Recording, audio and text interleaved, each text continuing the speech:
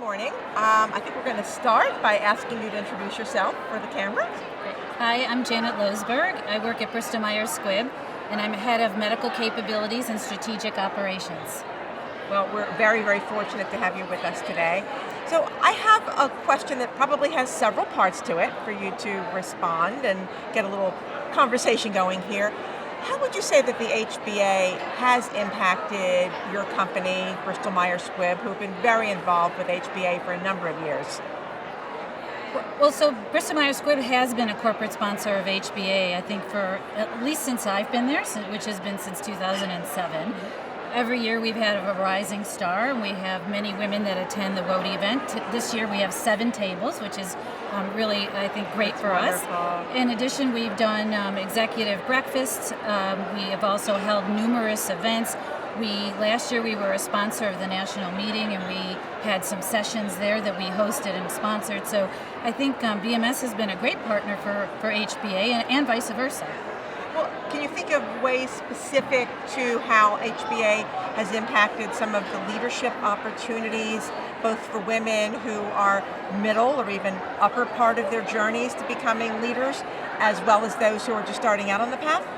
Well, yes, for sure. HPA, we have leveraged many of the programs from HPA as well as the networking opportunities. So, for example, in the last year, we started a new partnership with HPA where Marion Frey from the HPA comes on a quarterly basis, meets with a whole group of women that are what we call in our hub and spoke model. So we have women from each organization that covers the full range of BMS coming together to meet with Marianne. That has allowed us to leverage the partnership with HPA to go from being individual members to really being a full corporate sponsor, and it's integrated into Bristol-Myers Squibb. So we leverage all of their webinars, we leverage all of their meetings. Many of our women have taken advantage of their mentoring programs and things like that. So I think it really has impacted many women and people at BMS. Speak for a moment from a personal perspective. Have there been specific programs that you yourself have been involved in with HPA and have really walked away with some learnings that have impacted on your career? Honestly, I really don't know where to start. I mean, HPA has really done a lot for me personally in my career. So in 2007, I was selected as the Pfizer Rising Star. That was the first HPA event that I ever attended. That's a good way to start. Oh, and Meryl Zausner was the Women of the Year, and I couldn't believe it. I mean, it was an unbelievable, eye-opening experience for me, meeting all these smart, talented women, seeing all these companies. That set me on a career journey in 2007 that I've been on ever since. I came to Bristol-Myers Squibb, and with the support of many of my mentors that I met through HPA, started a Women in Science organization at Bristol-Myers Squibb, which has grown into thousands of women with chapters all over the world.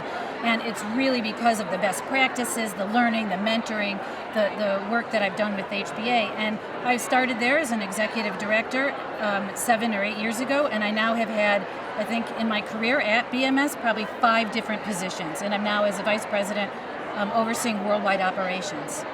Just for one moment, though, I'd like to go back to the Women in Science. Can you address how HPA may have been instrumental, or at least a part of, allowing women to understand that science is a very critical track for them in their leadership journey and that they have a lot to contribute? Yeah, sure. Well, because of HPA, one of the things I learned is that women tend to really think about results. They keep their heads down. They think about the results.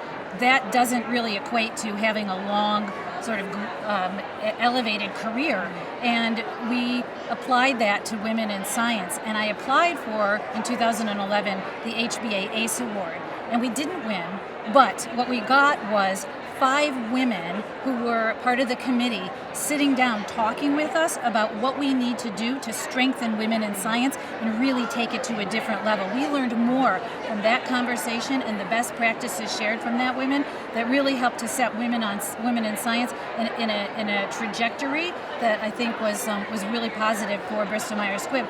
And it gave me the courage to go to our chief scientific officer and ask him to be the executive sponsor, which he accepted. my gosh, well congratulations. So it certainly does seem that you have both impacted on the HPA in your own person and as Bristol-Myers Squibb, and that they've also had the opportunity and honor to support you in your career track. So thank you so much. Thank you. Thank you.